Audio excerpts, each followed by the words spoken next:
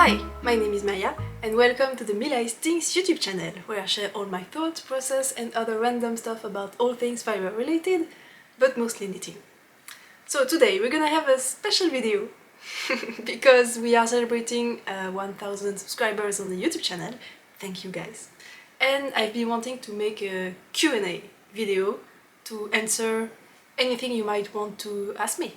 So in the latest podcast I asked you guys to send me some questions in the comments, and you did, so thank you. And I also asked on Instagram, so I also gathered some questions there, and today I'm just going to answer all of them. So I have divided the questions into 3 categories. So the first one is knitting, the second one is designing, and the last one is my gecko. I think I got the most questions about the gecko. So yes, I have a gecko and he's super cute, but we're gonna talk about him at the end. Actually, I also have like 2 questions on my personal life, so I guess it's not enough to make a whole category about that. So I will have 1 question about personal life for the first one, because it's important for the rest of the video, and then another one, I don't remember where I put it, but yeah, I have 2 questions just about me. So I think that's all for the introduction. I will put in the description box below all the links or the names of everything I talk about, as well as on the screen. But if you're looking for something, it's probably in the description. And I think that's it. If I'm forgetting something, I'm just gonna say it during the video. So let's get started. The first question, the question about my personal life, is what is your day job? I am an architect. I mentioned that I think once. And yeah, I went to university, actually a polytechnical school, which is a type of university for technical subjects such as architecture. And I got my master's degree in 2020, so in the middle of the pandemic. It was nice. No, it was not. And yeah, since then I've been working full-time as an architect. Actually, during the first year I worked full-time, and then the last 3 years I've been working part-time, so 80%. So I work for 4 days and then I'm off on the last one, and I have 3 days long breaks, which is nice. So my life has been about architecture since I'm 18 years old, and I just turned 30, so it's been 12 years. And I came to the realization, or rather I accepted, that this job is absolutely not for me in the last few years. So it means that for a long part of my life I've been studying or working in a field that I hate. So it's a little bit sad, but yeah. I have been struggling for a while, and I think a lot of you can relate, but working in a field that doesn't suit you is not exactly the nicest situation to be in. So yeah, right now my life is a little bit complicated, but I'm working on it. I am getting out of the situation. It's happening, but yeah, it's taking a while, and I don't want to go too much into details because let's just say that talking about my struggles kind of make things worse for me. I know it's not the case for a lot of people, but for me, talking about them makes it worse. So I don't really like sharing, but let's just say that this whole thing, the YouTube channel, you guys, the community, knitting and everything, is kind of my safe place in life. So yeah, I just wanted to say it for the 600th time. Thank you guys for being me and for giving me the opportunity to have this channel and have all of you people actually listening to me. I can talk alone, but it's nicer to have people listening to me, so yeah. Thank you for giving me this safe space and for being here with me. Alright, now let's get into the knitting. So the first question is, when did you start knitting and what are your favorite knitting techniques? I started knitting a few times during my life, but it never really stuck because it was like those boring garter scarves, or I was just doing squares. Because we had like a community project where we are all doing squares and sent them out to make blankets for people in need, but it was boring, so it didn't stick. And I picked up knitting for real in 2019, so just before the pandemic actually, so it's nice because I was already really into it and knowing what I was doing when the pandemic hit, so I was pretty much settled and it was nice. But yeah, that's about when I got really serious with it. And my favorite knitting technique, I love everything. I love all the techniques, but I kind of need to switch between them because I can get tired pretty easily. But I love colorwork, I love cables, I love stockinette, I love stockinette in the round. I love ribbing as well. I love knitting ribbing, 2x2, 1x1, 3x3, I don't care. I just love knitting in general. But if I had to choose one technique, I really love brioche. I think the rhythm is really soothing and it's more interesting than just stockinette, and I really like the fabric and I just find it super nice, especially 2-color brioche. I think it's awesome. And I also love half fisherman's rib and half brioche, which is exactly the same thing. By the way, little trick, I have knit a project in half fisherman's rib and I was following the instructions for the half fisherman's stitch, but I just couldn't do it. It just didn't work out for me. So in the middle of the project I switched to half brioche, which is the same, except you don't execute it the same way, but it's exactly the same stitch. And it is impossible to tell where I switched from one or the other. So there is not even a difference in the gauge. It's just the same. Just a fun fact for you. So yeah, I would say my favorite knitting technique is brioche and all the half brioche and stuff like that. I love them. What's your dream fiber magnum opus? So basically, what's the greatest achievement of my fibery life I would dream to achieve? And I think the poetic answer is I would just like to enjoy my craft, like knitting and fiber related stuff, until the end of my life. I would just really love to never get tired of it, never get bored, always be excited and interested about what I choose to make. I think keeping a passion for forever and just being able to build your knowledge on top of it and always get better and better at it is wonderful. So I think my magnum opus of my life would be to just continue learning about knitting until the end. I'm saying that because I don't generally set myself like achievable goals where I can really say, okay, this is now done, this is completed, this is achieved. I don't do that because if you do achieve them, then what now? What's the next step? It was supposed to be the biggest achievement of your life, and if you've done it, now what? So yeah, I don't really know what to do with this concept of being done with the biggest thing in your life. And the second reason is if you never get it done, if you realize you can't do it, or if it's something that feels suddenly unachievable, then you get frustrated and you get sad and you get angry at yourself because you saw that you couldn't do it. Not all the time, of course, but there is a chance it might turn like that. And why would you add this kind of stress to your life? So really, I never set myself achievable goals. I just loosely plan stuff like, oh, I'd like to do this one day, maybe, sometimes, ever, I don't know. And that kind of all. But if I really had to find like a clear answer to this question, that is not the poetic answer of doing what I love for the rest of my life. I would say I would also love to manage to make a living out of my passion, be it knitting or climbing. I climb a lot also. When I'm not knitting, I'm usually climbing. And I think that would be kind of a magnum opus of my life. Being able to make this a sustainable way of income would be nice. The way to make it for me would probably be into becoming a full-time knitwear designer. And I don't know, maybe not. I have no idea if this is... Like, I know only a few people on earth are actually able to make a living out of this job because, yeah, knitting patterns really don't sell for very expensive. And yeah, it's difficult. And I live in Switzerland, which is one of the most expensive places on earth. So I'm not really sure it's the best place to be trying to make a living out of a job that doesn't pay well. But I don't know. We shall see. But again, I don't really set this as a... Like, I want to make this in my life. because if I don't, then I'm gonna be disappointed and I'm gonna be sad, so why would I do this to myself?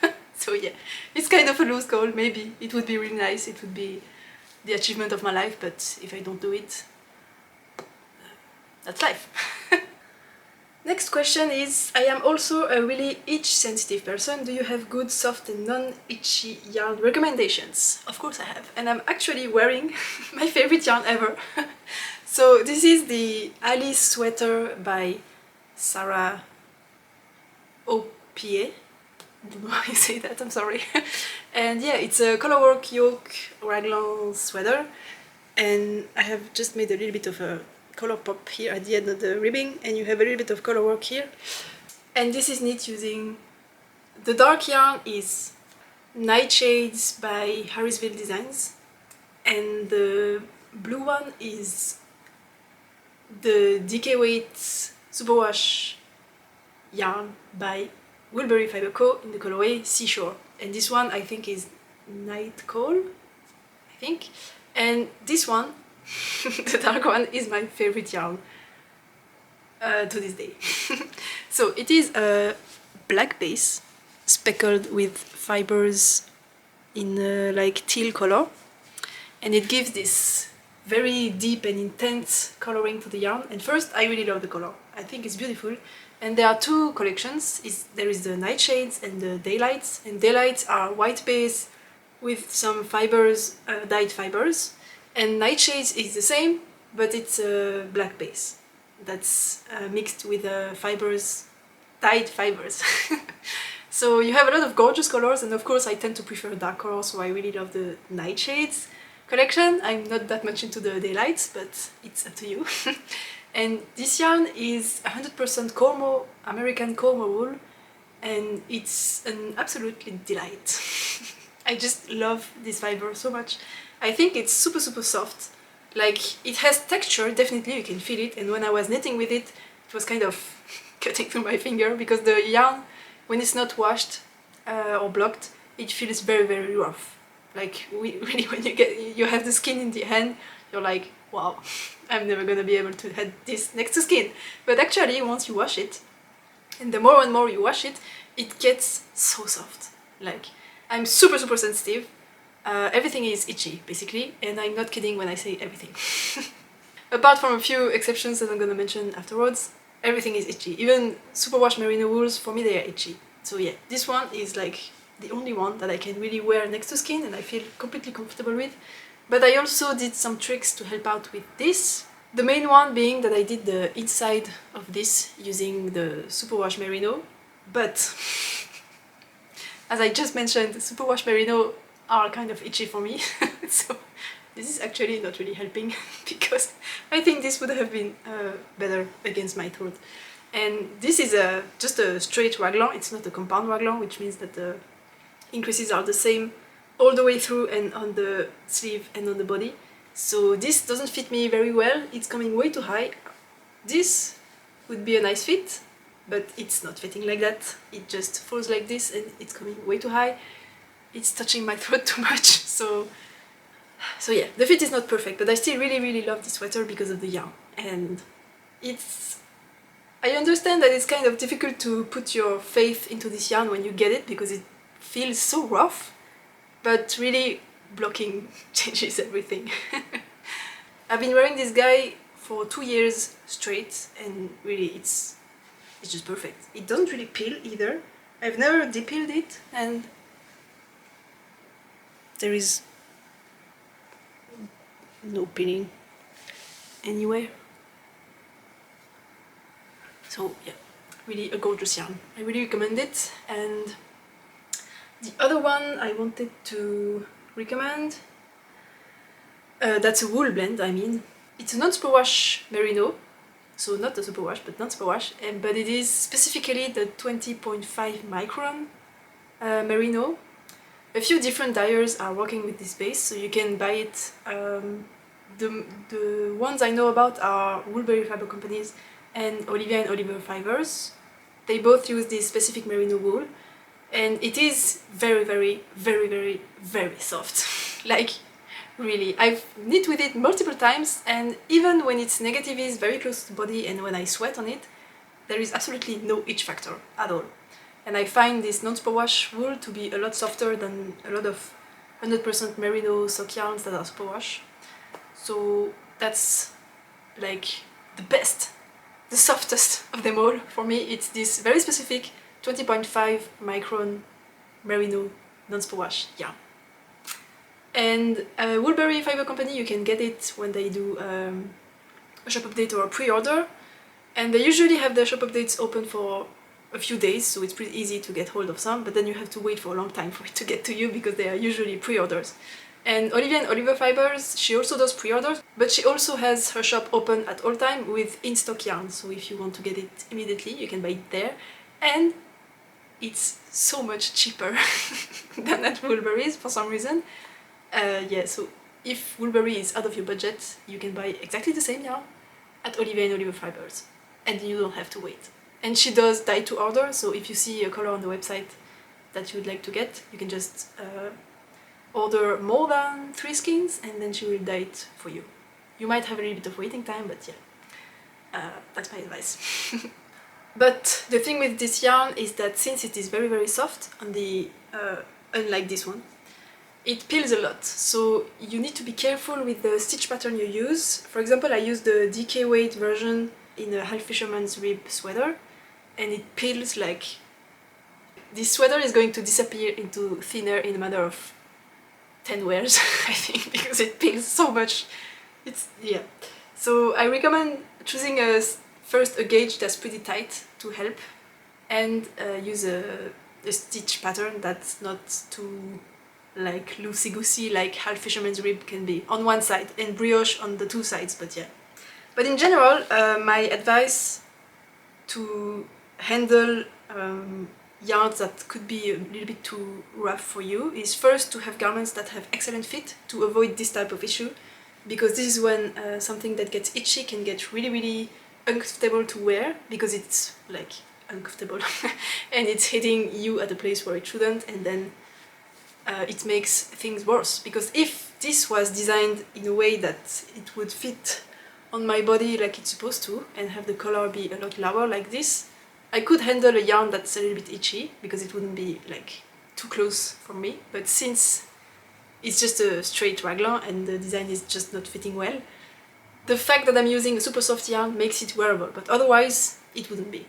So if you want to use yarns that are not the softest ever, choose patterns that are really graded to fit well.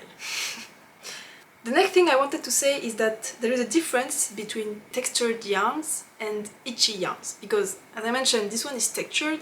I can definitely feel the texture under my hand even though it's stockinette, and I mean it's not smooth at all, it's not like cashmere or something like that.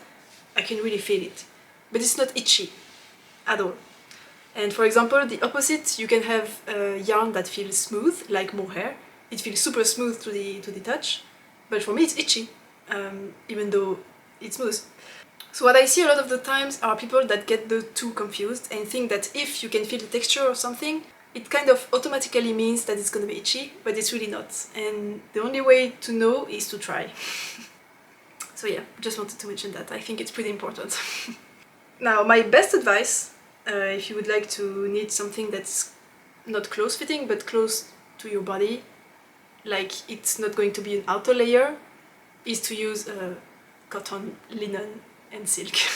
It's kind of a bad advice because it doesn't work if you want to make like warm and cozy sweaters for the cold seasons.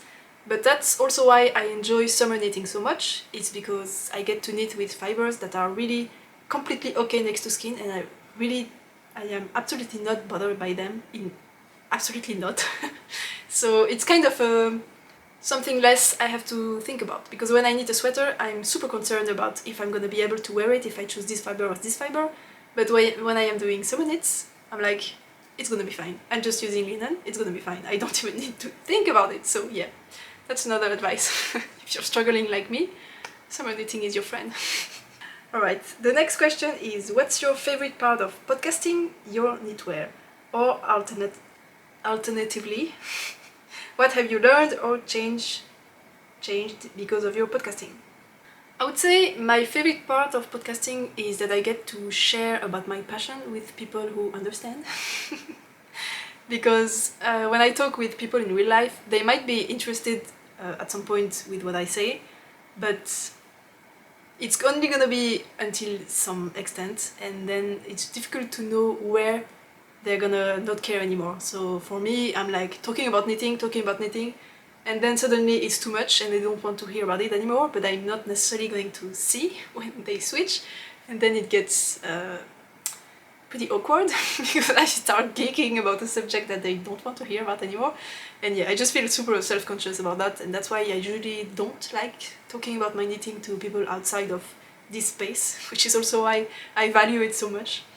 And also, when I talk about knitting with real life people, it's always the same questions and the same discussions, and I'm just tired of having them over and over again. It usually starts with, no, I don't sell what I knit, it would be too expensive, and yes, I buy patterns from other people when I knit, I don't do everything myself, and yes, it's people like you and me, and yes, it takes me about 3 weeks to knit a sweater, and yeah, it's always the same thing, and I'm just tired. I'm saying the same thing over and over again. So yeah, that's also why I enjoy podcasting a lot. It's because I get to, yeah, as I said, I get to talk about my passion, and I don't need to say always the same thing because people have no idea what I'm talking about. And for the second part of the question, if I have learned or changed anything because I started podcasting, I don't think I learned anything knitting-wise, because I have always been super curious about knitting in general, and I've always been eager to learn more, and it's not because I started podcasting that I've been more than before, so I don't think knitting-wise I have learned anything. But I would say content creation-wise, I have never been interested in photography or video making, and I'm not more interested than before. So I don't particularly enjoy the, like, really setting up the camera and finding the angles and then doing nice shots and everything. I don't really enjoy that. I knew it already, but it kind of, yeah, I'm really not into that, unfortunately. It's not what I prefer. So I kind of get frustrated if I spend too much time doing the videos, like preparing the notes and then filming and then editing and then everything. So I have learned to make it into a more efficient process so that I take less time to do it. So this is something I learned, definitely. I'm a lot more efficient than at the beginning. And if I have changed anything with my knitting habits, I don't think so. Because I think what I hear some podcasters talk about is that they start to make projects because they think it's gonna do well on the video, or it's gonna be a popular pattern, or because it's something that, I don't know, it could be more interesting to show in the video. But fortunately, I am always very, very not self-conscious, but very... I always give a lot of thinking into choosing my projects, and I only do thing I think is going to be super interesting for me. So if something is interesting for me, it's going to be interesting to show as well. So I didn't really change anything to my knitting habits either, because I've always been doing what I find the most interesting, and I still am, so I don't think it changed anything either. It had happened sometimes that I was prioritizing some projects because I wanted to have it as a finished object, but I'm not really the type to have 12 works in progress at a time, so it just kind of switched which one I finished first, but in a matter of days, really. Not really much more than that. So yeah, I don't think... maybe sometime I have felt the pressure to have a finished object, so I have knit on something a little bit more. But again, I'm not staying up late, I'm not cancelling plans to knit because I don't make plans in the first place. So yeah, I really don't think it had changed anything. Oh, there is one thing I would like to learn to do sooner rather than later. Sorry, I just need to... I'm out of battery. So, there is one thing I would like to learn to do. It's... I love your comments, I really do, and I love answering to them, but the problem is I completely overthink every comment and every answer I give to every comment, and I spend like 10 minutes per comment because I want to make the best answer possible, because you took the time out of your day to tell me about something, and I just want to give the best answer I can, and I feel kind of a little bit pressured because I'm afraid you're gonna think I am like half-assing the answer because I'm like, oh, I don't have the time, I'm just gonna answer it in a few words, and I'm not even answering everything that was in the comments because I don't care. I'm kind of afraid you're gonna think that. It's probably wrong, I know about that. But yeah, I tend to really overthink when I answer the comments, and it takes me hours to answer to all of them because there are a lot, which I'm super grateful about, and I love doing it, but it takes me too much time and I need to chill. I wish I could learn to be more efficient, just as thoughtful but more efficient when I take the time to answer to all the comments. But please continue to leave them, because again, what I love about this whole podcasting thing is getting to share about my passion and hear what you have to say about what I had to say and have a discussion with everyone. And this is kind of pointless if I don't have your comments, so it's also probably why I overthink that too much. It's because it's so important for me. Alright, this is the end of the knitting category for the questions. So the next one is designing, and I got so many questions for designing, and I find it kind of funny and interesting because I wasn't aware I was a designer to begin with. Like, I have published one skirt, and I am currently having a test call for a jacket, but that's all. And I don't know how much patterns you need to put out to be called a designer. Probably one. I don't know. There is no definition, of course. This is not a real question. But yeah, I find it pretty funny that so many people are assuming I'm a designer, that they are asking me questions about designing as if I was like the person of reference to answer about that. This is me saying that I'm super grateful that you all think I am so knowledgeable in the subject that I am worthy of asking specific questions about designing. But yeah, thank you very much about that. I really appreciate it, but I just found it funny to see how quickly I apparently earned the label of designer.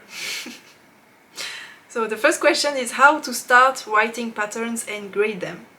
So this is a very big question. And I think the short answer is just do it.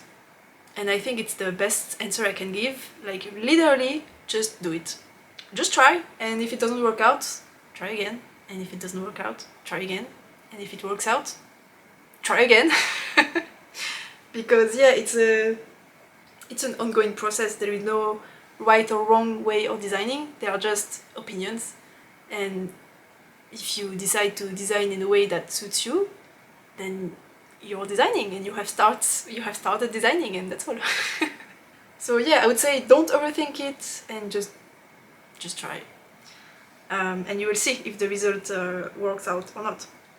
And working out or not completely depends on your own point of view, because maybe if you make a pattern and you sell 10 copies, maybe you have achieved your goal and you're happy, and then great. But maybe you would like to be the best designer out there and be more known that, like, I don't know, Andrea Murray or Steven West, and then you won't settle with just selling 10 copies, and then you haven't started being a designer yet, but it's just up to you. So, to come back to the question, how to start writing pattern, the long answer, yeah, basically try, and it probably won't work on the first try. So you will have to start over and make it better.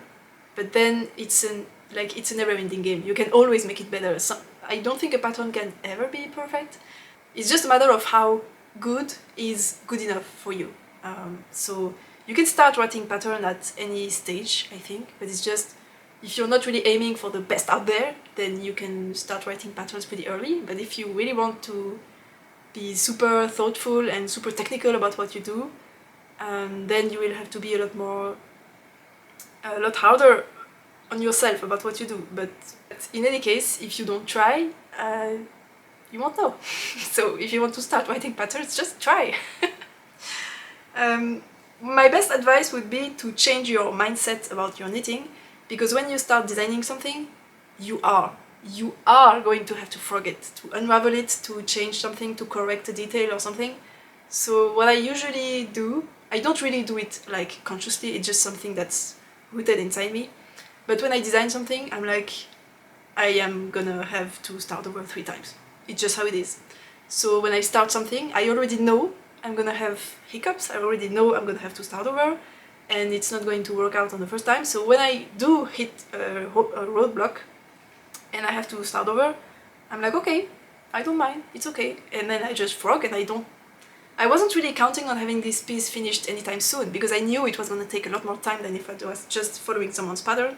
So it's not really difficult for me to frog something and start over. I don't really care. It's just part of the process, and I enjoy it just as much, because in the end it's still knitting. I'm knitting on the same thing over and over again, but I don't really care if it's for the 3rd time or the 1st time. So my advice is change your mindset and take designing as a learning process and not as a start and then end product, and when you get to the end you enjoy your end product, but everything that came before doesn't count. I don't think you can see things like that, because you're only gonna get frustrated in this case. And how to start grading the pattern? You write. I think it's kind of the same for grading. You're gonna you should start by having an overview of what you want to do, and just writing down, like, I don't know, doing a drawing and then writing down, for the bust I want this much ease, and here in the arms I want this much, but I want less ease here, and I want the collar to sit like this, or I don't know. Just make a general view of what you want and write it down. And then also have an idea of what you want to do across sizes, because it's not all gonna work the same. So for me, I write generally 3 like overviews. I have the small sizes, the medium sizes, and the larger sizes, and I'll write down for all of those 3 what are the key points I want to have in mind and not forget about, and I write everything down. And then when I start grading, I will always refer back to those drawings so that I don't forget what I wanted to do initially. And I take things one step at a time, otherwise it's too complicated. So I start, for example, for the Halmoni Jacket, I started with the width of the shoulder, and then it gave me the width of the body, and then from that I decided about the width of the collar by subtracting the shoulders to the whole body, and then I decided the length, the depth of the collar, and then yeah, everything kind of fell from one decision at the beginning. But then you're gonna notice that if you make a decision further down the line, it's probably gonna affect something you did way earlier. And I think what's really important is to not be afraid to go back, change something, and it's probably gonna affect everything you did afterwards. So you'll have to correct a lot of things you have already done, but do it. Really, that's very important. Do it. If you see something is not working anymore, the most tempting would be to just, well, forget about it. It's not that important. But yes, it is. So yeah, my best advice is don't be afraid to go back and don't be afraid to make changes.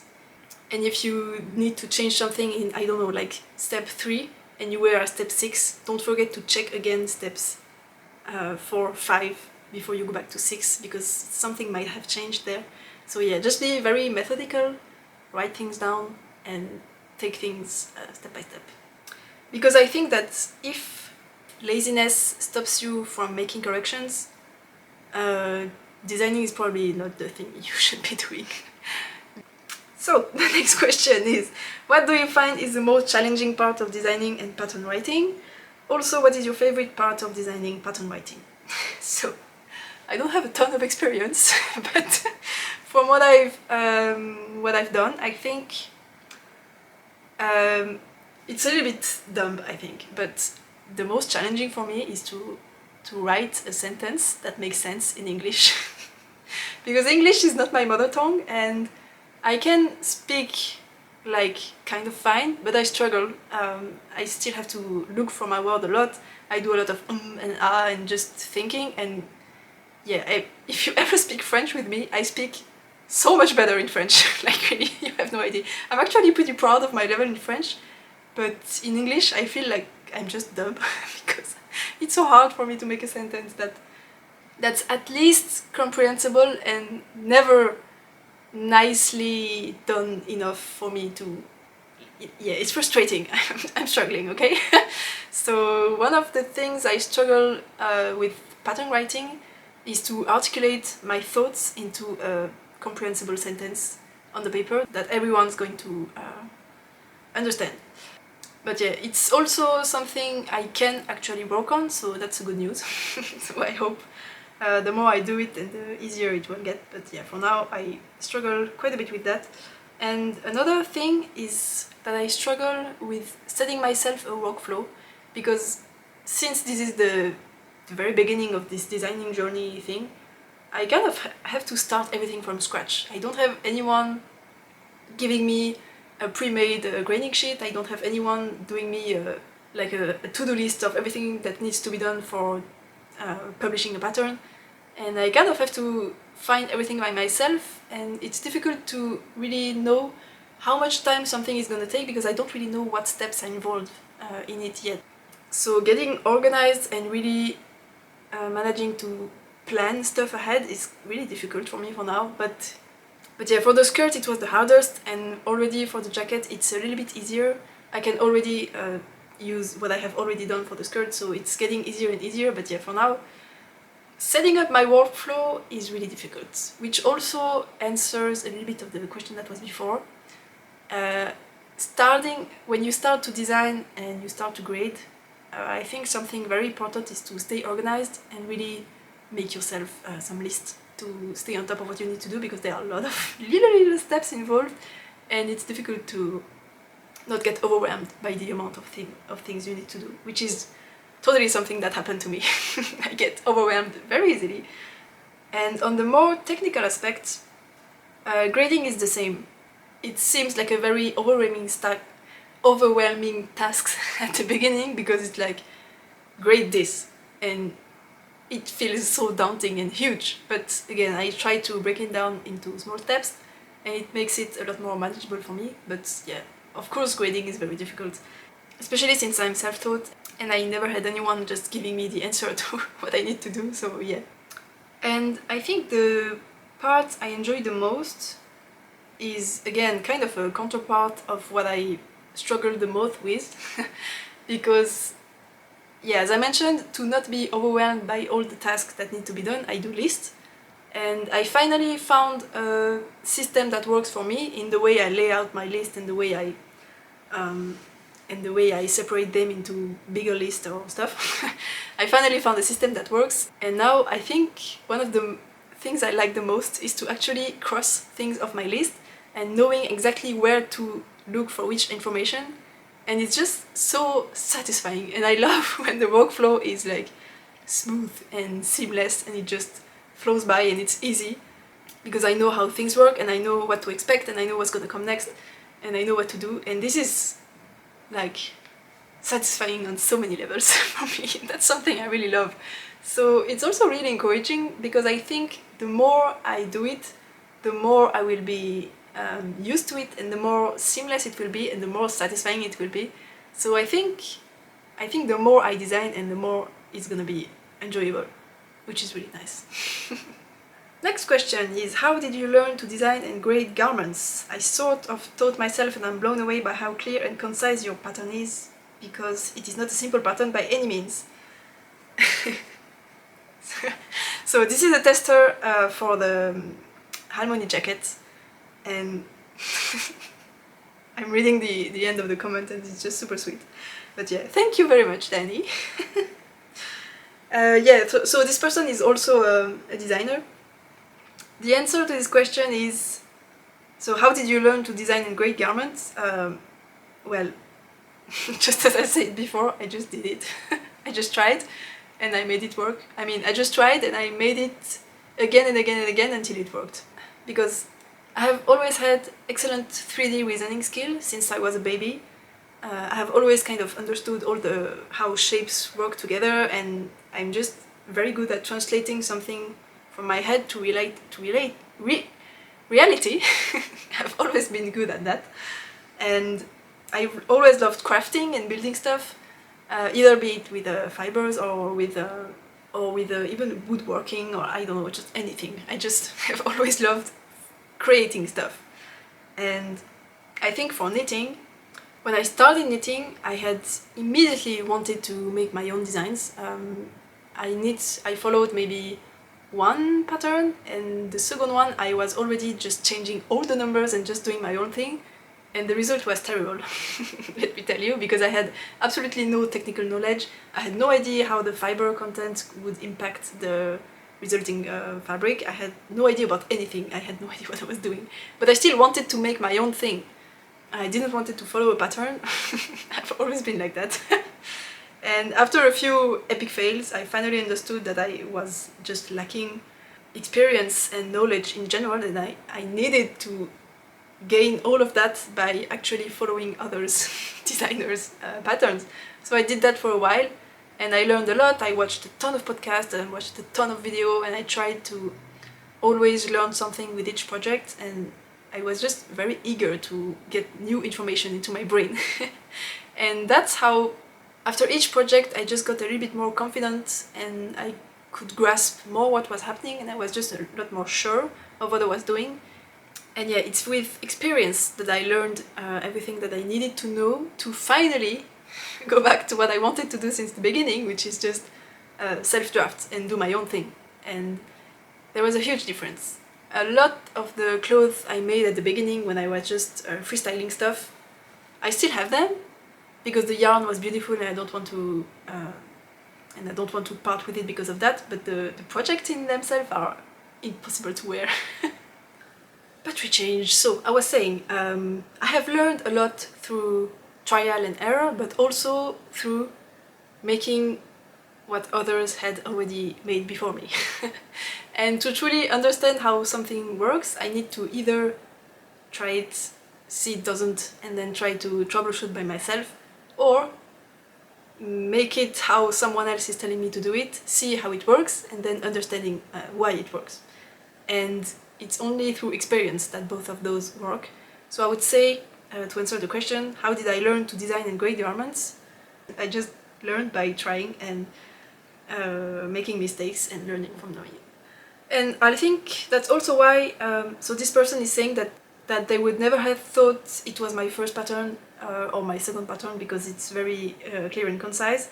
And I think it's technically the first pattern I have written, but I get just as much knowledge from reading something someone else has done. So it's my first pattern I'm writing, but I think you could safely say it's the 50th pattern I am doing.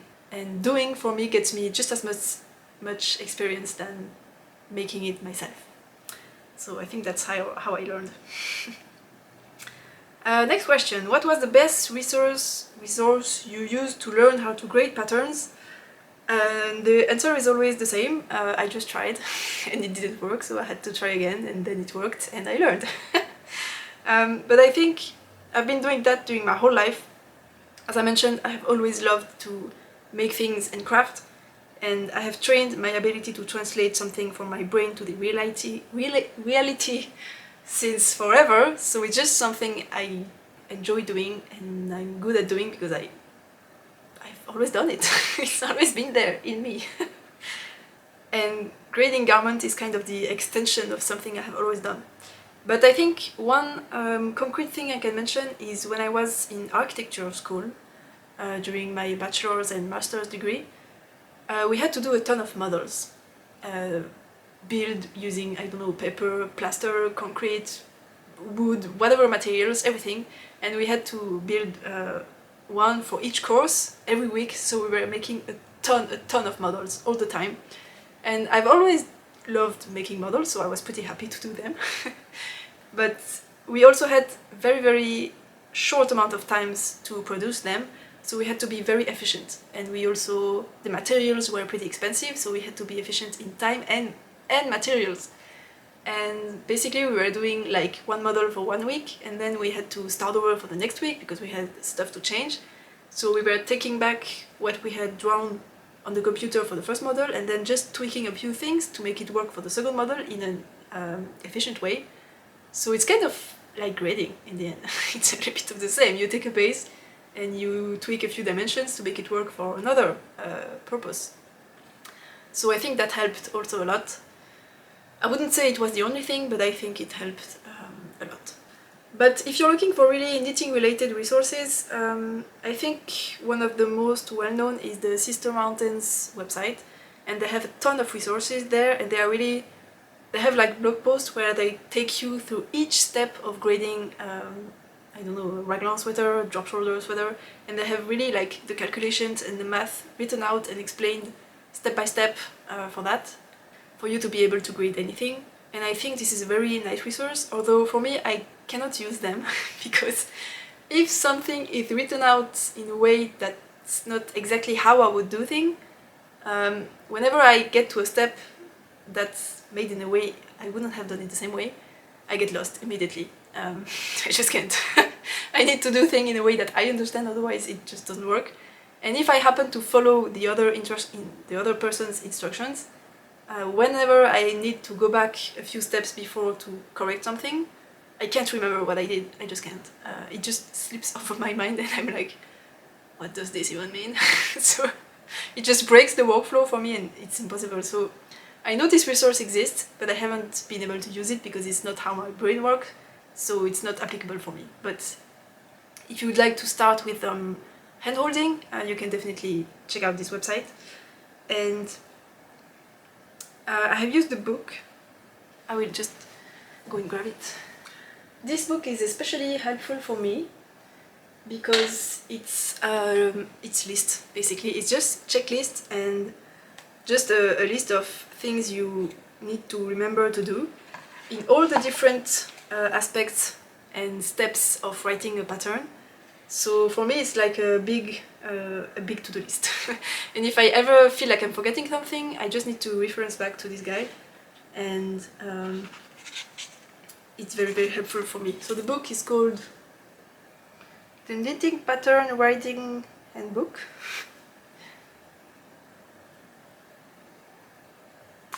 And it's a small book, it's kind of thin, but yeah, it's not going to explain to you how to grade something, but it's going to explain to you how to write a pattern.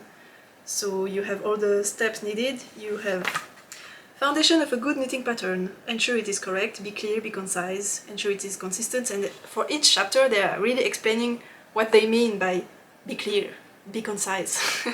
Everything is explained.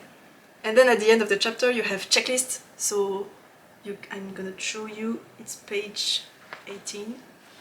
Be correct, spelling is correct, charts match written instructions, page references are correct, stitch and work counts are correct, stitch patterns match the sample and pictures, gauge listed matches the sample, pattern produces the finished measurements fit recommended body sizes, row round numbers are consecutive. So it's lists, and I love lists. So for me this book is really, really helpful.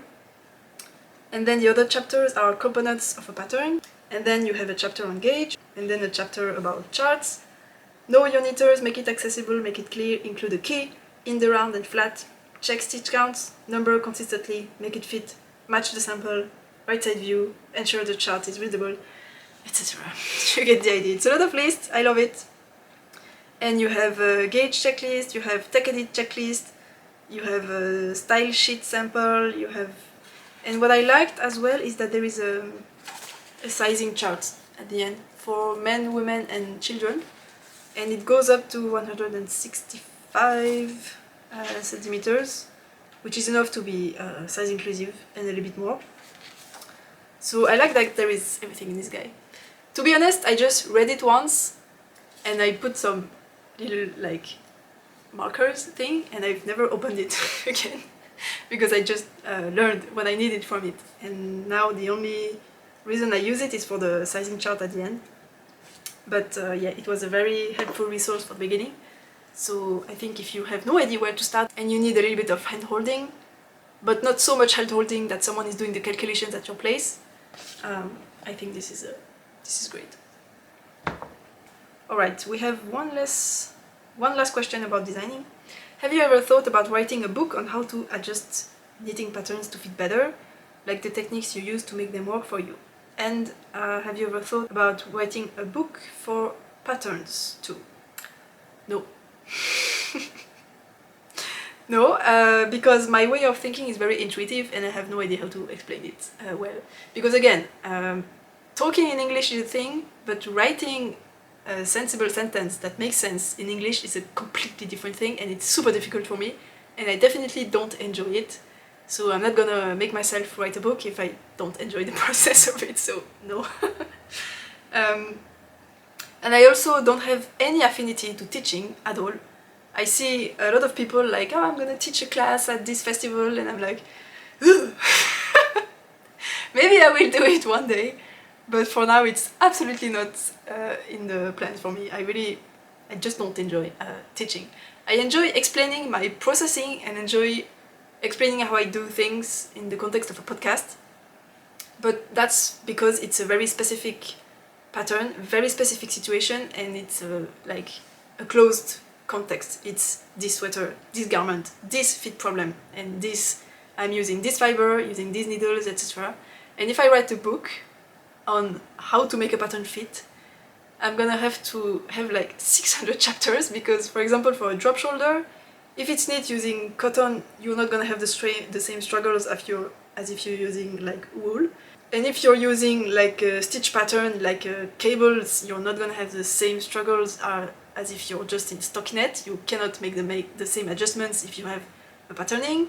And then if you have a shoulder width problem, you're not gonna have to use the same tricks than if you have small shoulders or big bust, or if you have a belly, or if you have short arms. Everything is so different, and it depends so much on the fiber, the context, the stitches, the type of pattern. It's like, it's too daunting.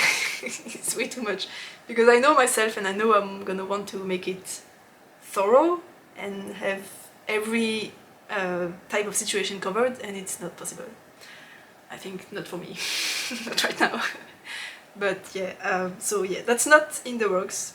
And a book for patterns, I don't think to either, because what I enjoy also about designing is that it's small tasks. I mean, a pattern takes, for me it takes like 6 months from start to publishing, but for me it's small, because like in architecture, one project lasts from 4 years to 12 years. Like, it's never ending. Like, of course, building a house or building a, I don't know, a tower or something, it takes years. And I just get tired of working on the same thing for too long. And I think writing a pattern book is gonna take too long for me to stay interested in it until the end. I'm just gonna get tired. I'm just pretty sure I will just want to move it aside and just do something else.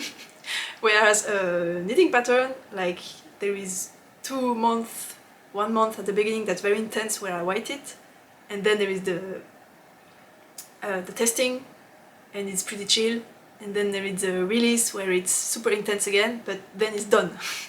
I don't talk about it anymore. So it's pretty short, but I think a book for me is too long. So I'm definitely not planning on doing that. And that was the last knitting related, designing related question. So now I have 1 or 2 personal questions, and then we are gonna talk about my pet. So this one is pretty interesting. Someone asked me, have you tested MBTI, a personality test that's quite popular in the Korean community? And if yes, what's your MBTI type? So the MBTI test is also called 16 personalities test chart. It's pretty well known, and I think a lot, not only Korean people use it, so you probably know what this is. It's like when you have 4 letters, like E, N, T, G something, and you have like a type of person. You have, I don't have the examples, but I'm gonna put them here. And it's pretty thorough, because there are a lot of, I mean, there are 16 different personalities, so you are probably likely to fit into one. And yeah, it's very well explained, it's well done. I think it's a pretty solid system, because there are a lot of weird stuff out there regarding the personalities type, but I think this one is pretty solid. And it's funny, it's a funny question to ask, because I took it a few times over the years. The first time I was like 15, and the last time it was this morning, and I get completely different personalities each time. And it's actually kind of what sparkled the realization that I might have a problem. And I still don't know, but yeah, I'm pretty sure I have a problem. But anyway, to say things short, since I was a kid, I have always felt different, like I was not fitting with the others, and I had always been trying to understand how to fit with the others since I was a kid. It just felt sad to be the weirdo and to be the one everyone hates. So yeah, I just wanted to not be sad, and I just wanted to be with the others, basically. So when I took the test for the first time when I was a teenager, around 15 to 16 years old, I got the result architect, so ENTG. It's pretty funny that it's called architect. So I don't remember what this one is supposed to be, but yeah, it's E stands for introverts, and I don't remember, it's gonna be written there. But yeah, basically it's an introverted person that's very calculating, but trying to understand things in a logical way, basically, I think. Which was pretty fitting at the time. And because I was trying to understand how the other people around me worked, but in a very analytical and logical way. Like, oh, in this situation you need to react in this way, and when it's someone's birthday you need to do that and this, and you cannot answer this in this situation. And I was literally scanning and analyzing other people. And when I got to about 23 years old, it was kind of my golden age, because I had finally achieved my magnum opus. I was finally able to fit in with the others, and I was super sociable. I was always out with someone, I was always going at all the parties. I could just chit-chat with a complete stranger and be genuinely interested in these persons and want to know more about them, and then making friends everywhere, and I was just super popular, and I thrived. I was super happy, and it was one of the best periods of my life.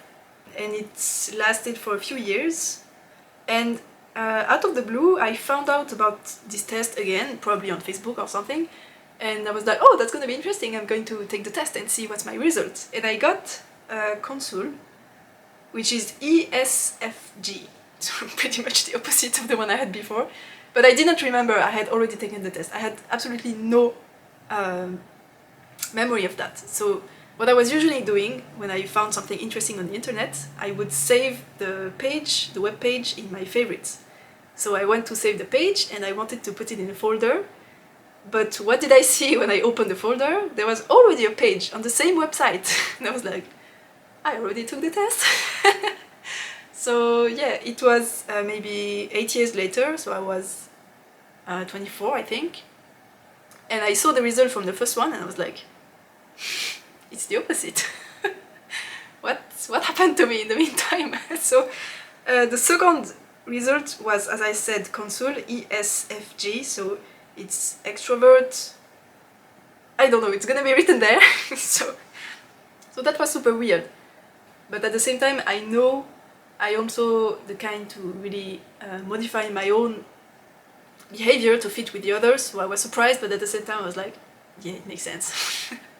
So I was about 24, as I mentioned, and then this like golden age lasted for a few years, but when I was like 27 years old, everything kind of went bananas, because that's when I realized architecture was not for me, and a lot of things in my life were absolutely not for me. Like, I was always forcing myself to be something or someone I was, but I didn't always want it to be, so I was just forcing myself through a lot of stuff, and I realized that, and it started getting very, very difficult, and yeah, I was just struggling with every aspect of my life. So yeah, I started dreading meeting new people and even meeting my own friends. I was avoiding all social interactions. I was terrified of having a stranger talk to me on the street. Yeah, it was just the complete opposite of my golden age. Basically, all of this, like this change in my life, and then those two very different personalities in the tests, led me to think that I've been trying to mask what I have been during my whole life, and for a while it worked, because what I wanted was to fit with other people, and as long as I could do it, it worked. But when my will was not to fit with others anymore, then I was like, what am I even trying to do? What am I supposed to do if I don't want to fit with the others? So I didn't wanted to force myself anymore to be like everyone else. But sometimes a little bit yes, still. But yeah, the result is that it depends. In some situations I am able and I want to be like the others, and in other situations I don't want to and I can't. I cannot force myself anymore. Especially when I'm depressed, when I'm not feeling well, it's just impossible and I just completely shut down. And that's also why I don't want to see anyone anymore, because I don't want to be put in a situation where I'm going to shut down, because I don't like to see myself like that. Anyway, it's a whole story. So, this morning, just for fun, I took the test again, and I got something completely different. I got the Defender ISFG, and I read the description, and I was like, oh yes, this fits. This, absolutely not. This, kind of. This, what? Like 50-50, I don't know. I could fit into this description, but also not at all. And it works for all of them. There is not one single personality that I really fit into, because it depends. When I answered the question, basically, I would say for 75% of the questions, I was just like, it depends. Today I'm gonna answer that, but if you had asked me yesterday, I would have said the opposite. But I'm still me. I think this kind of personalities test have some limits, especially for people like me that are like not one person. I don't think I'm, how would you call that when you have a few people in your head? I don't think I'm that, but I'm just very variable through time and mood. My conclusion is my world is full of colors and I don't fit into one box.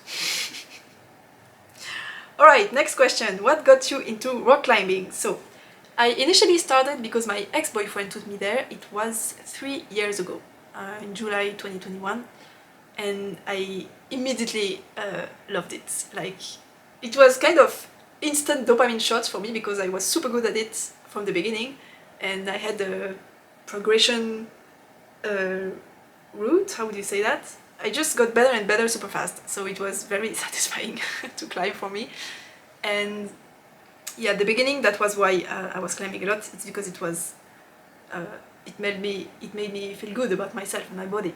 And I have always since I was a kid absolutely hated sports in any form. I would actually probably put more effort into not doing sports than I would have to just do the sport to begin with. Like at school or everywhere, I just hated moving my body in any way that was not absolutely necessary. Like walking from point A to point B. And even so, I would take the bus all the time. So yeah, it was pretty new for me that I actually enjoyed a sport, which was climbing, and a pretty hardcore sport. At this, it's something where you really have to push yourself. And yeah, so at the beginning, that's why.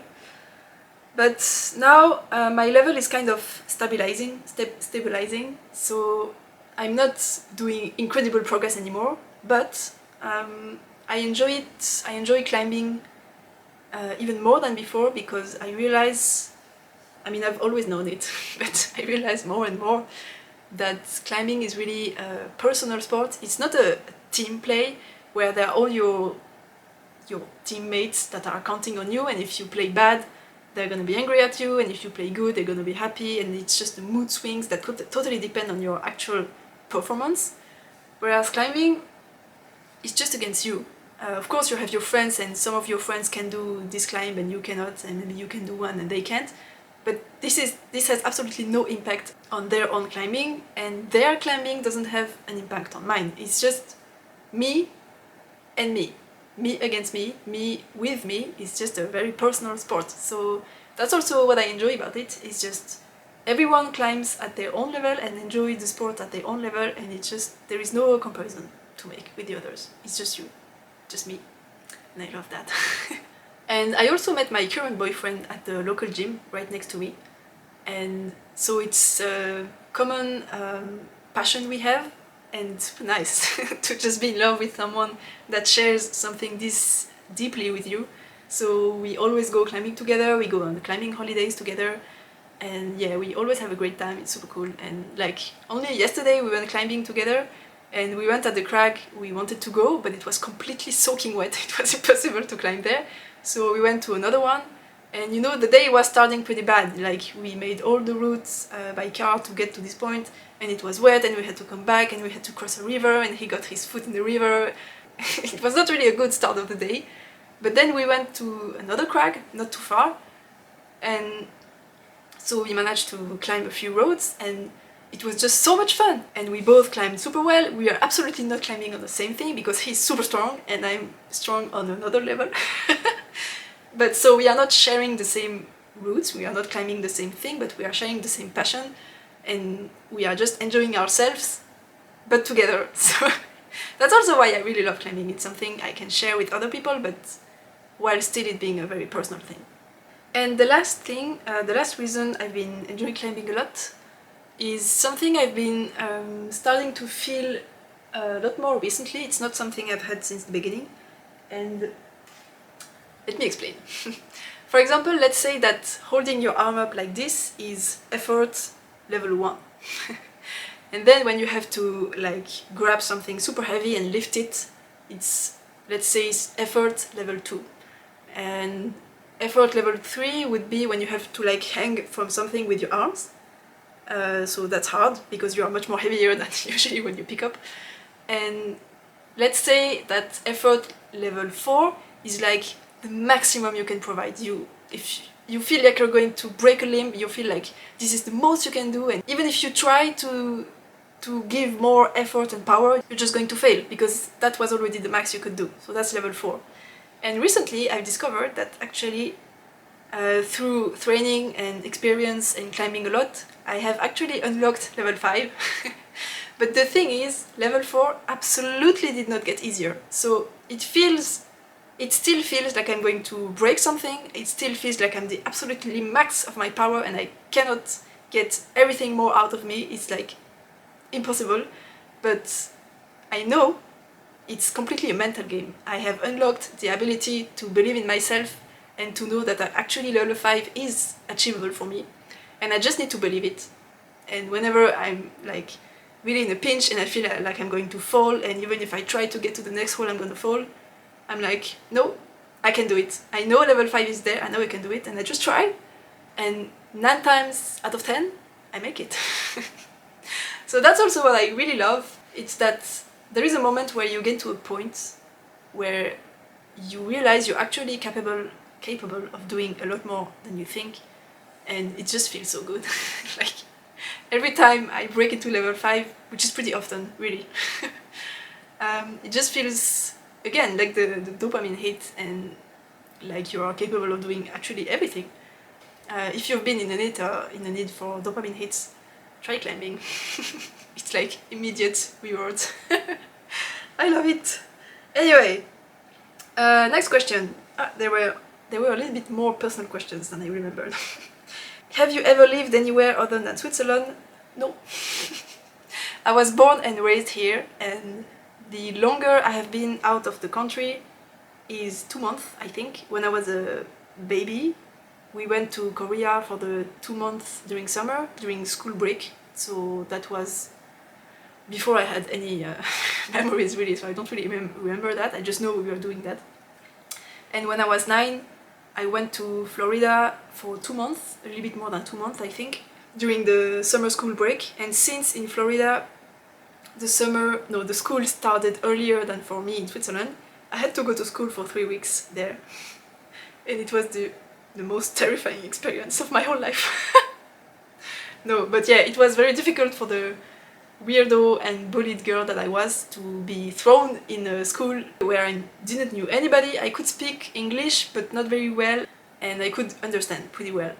And during the midday break, when we went to the cafeteria to get our lunch, we had to give a number to the lady of the cafeteria, which was like our student number, or I don't know, so that she could give out our food. And I remember the number. It was 373. And for us non-native English speaker, the TH sound, the th, is super difficult to grasp. It's like we don't have it at all in our languages, and it's just coming completely out of nowhere. It's super difficult. And I was like, I had 2 in my small number. 373. And it was so difficult to say. So each day during 3 weeks, when I was going to the cafeteria and the lady was waiting for me to say my number, I was like, I was terrified and I couldn't say it, and I had to write it on my arm. I was like 373 because I couldn't say it out loud. I was just terrified of speaking to anyone there. It was really difficult. And I remember on the last day, I was like, it's the last day, Maya, come on, you can do it. And I went to the lady in the cafeteria and I was like, 373. And she was like, oh, well done. She was so happy. It was a cute moment, but yeah.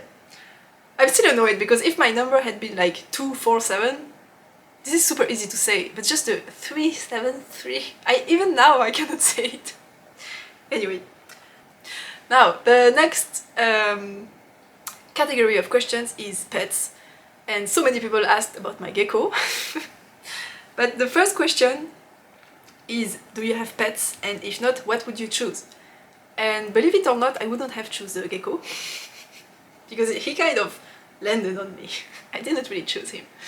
But I think if I could choose, I would have picked a cat.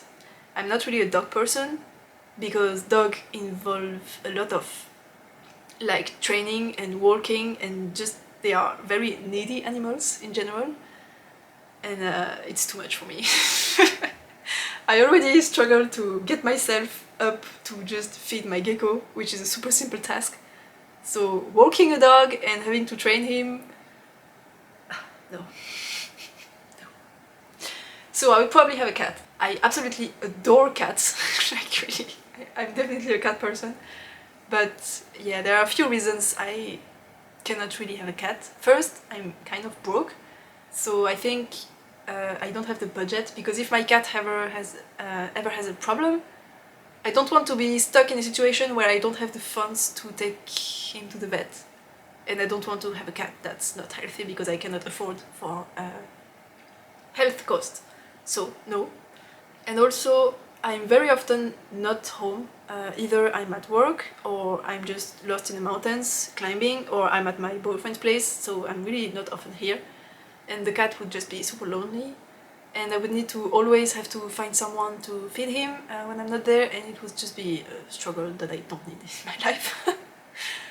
Third, even if I'm home, as I said, I already struggle to like give food to my gecko, so if I had to, and it's just once a day and it's super simple, and giving food to a cat, I know is a lot more work, and it's too much. I cannot handle it. I already struggle to feed myself, so why would I even need to feed another living being? No. And the last thing is I don't want to handle the fur,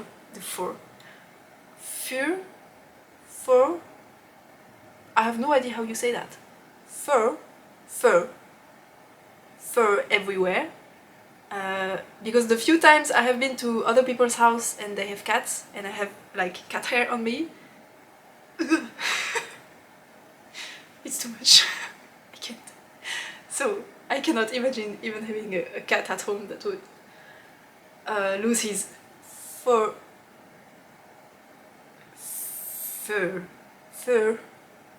sorry, everywhere. So I'm just happy with my gecko. I'm gonna show you some footage, because all of you want to see my gecko, of course, that I took this summer when I did a summer knitting vlog series, and a lot of people asked to see my gecko, so I filmed something, and I think the footage is beautiful, the light is beautiful, it's a very sweet and calm moment, so I'm just gonna put it here while I talk, so you can enjoy the footage while I answer some questions. Can you tell us more about your gecko? His name is Urbain, which means urban in French, and it's an actual name that is given to men, but it's a very, very rare name. So I only know one person, I don't even know this person. It's a stand-upper that I find absolutely hilarious, and his name is Urbain, and I just found it funny to give the name of a stand-upper to a gecko. And also, I found it funny that geckos usually live in trees and are arboreal creatures, and I found it funny to call him something that was related to cities, like urban. Yeah, that's my type of humor. So this is a crested gecko. and they are vegetarian, so they only eat fruits and not flies or insects. And I feed him at night with a food powder thing that I mix with a little bit of water. And one funny thing about him is that he's a total drama queen, because he only eats one exact type of food, and if I try to feed him something else, he just doesn't eat it. He would rather let himself starve to death than to eat something he doesn't want to eat. And there was one time where I wanted to try a new food, so I put the little cup in his terrarium, and he completely lost his mind and he started jumping and running around in a complete panic attack as if I had tried to stab him with something, and I was like, bro, it's just food! And one fun fact, you can tell geckos female or male apart by the fact that male has a big old pair of balls under the tail, and yeah, it's a pretty hefty pair, so yeah, he's a guy. One fun fact also is that he doesn't like change, so whenever I clean his terrarium and I move some stuff around, like I move a plant or a branch somewhere, he kind of loses it again when I put him back in the terrarium, and he starts jumping again everywhere because he's having a panic attack because it's like, oh no, a branch has moved! Yeah, drama queen again. What can I say more? Geckos live around 15 years and he's 4 years old. 4 to 5, I think. So yeah, I still have a long way to go with him.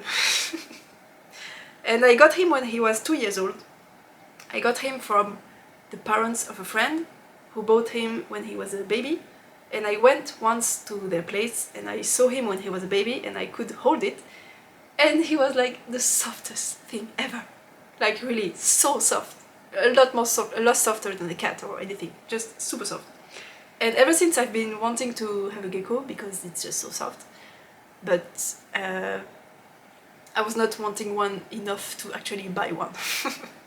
But yeah, 2 years later, the parents of my friend who had the gecko, they didn't want him anymore because they realized it's a pretty boring pet to have because they basically do nothing. They live during the night, so during the day they sleep, and at night they kind of jump around on the terrarium sometimes, and they eat, and then they fall back asleep, and that's all. They don't really do anything. So yeah, pretty boring. And that's why they didn't want him anymore, so I was like, I'm gonna take him in. So I took him, and after a while I was like, this is extremely boring. He's not doing anything. And he's very like poker face. Even when I handle him, and you could see it in the footage, he's like not doing anything. There are a lot of cuts in the footage because every time he moves, I had to cut out 3 minutes where he wasn't moving. So I'm just like waiting for him to do something, and he doesn't. And I wait, and he doesn't move. And suddenly he moves, and then he stops, and he doesn't move again. And I'm like, this is boring. So yeah, I have actually no idea if he really likes being handled. I think he recognizes me, because when someone that's not me tries to take him, he kind of panics, but when it's me, he's pretty calm, so I guess he can recognize my smell, but I'm not even sure. So yeah, it's not the funniest and cuddliest animal out there, but it's very soft and it's cute, so you get what you get from a gecko, I guess. That was all the questions. This video is super long, I'm very sorry. I hope it was interesting. Wait, I just checked my phone and I found another question that I find pretty funny. So someone asked on Instagram, you have to give up one, bouldering or knitting? So that's gonna be the bonus question. So the way this question is asked is pretty easy to answer. I would say bouldering, because in climbing you can either boulder or lead climb, and bouldering is like when you climb on a wall that's pretty short, only up to 4 meters, and when you're done you just jump down on a mat. So you don't have a rope, you don't have any like harness security thing, you just jump when you're done. And the other discipline, which is lead climbing, you are attached to a rope and you need to climb walls that can go to, I don't know, there is no limit, 40 meters, 50 meters, it depends on the length of the rope you have. And I much prefer lead climbing. I love bouldering as well, but I prefer lead climbing. So if I had to choose between bouldering and knitting, but I could still do lead climbing, then I would give up bouldering. But I'm pretty sure this person asked if I had to choose between climbing and knitting, which one would I give up? And I think I would still say climbing, because I've been knitting since longer than climbing, and it's less dangerous. I am much less likely to get hurt or injured while knitting than while climbing. So I am much more likely to do it until the end of my life. And also, once I get old and I get, I don't know, health problems and like joints issue and muscle or whatever problems, it's gonna be much more difficult to climb until I'm old than to knit until I'm old. So I'd rather stick to knitting. Okay, that was the bonus question. I will let you go back to the video. I hope it was interesting. I hope I didn't talk for too long, but anyway, if you're still there, it's probably that you found this interesting, so thank you very much for sticking around until the end. I hope you enjoyed the little insight on my personal life and my mental health struggles, as well as my pronunciation struggles. I'm struggling even more with each word I'm trying to pronounce, so I guess it's time to stop. So thank you very much for watching this. Thank you very much for your presence over this year of podcasting. Thank you for thinking I'm a designer now. And yeah, thank you for your support. Thank you for believing in me. And I hope I will see you again very soon. Bye.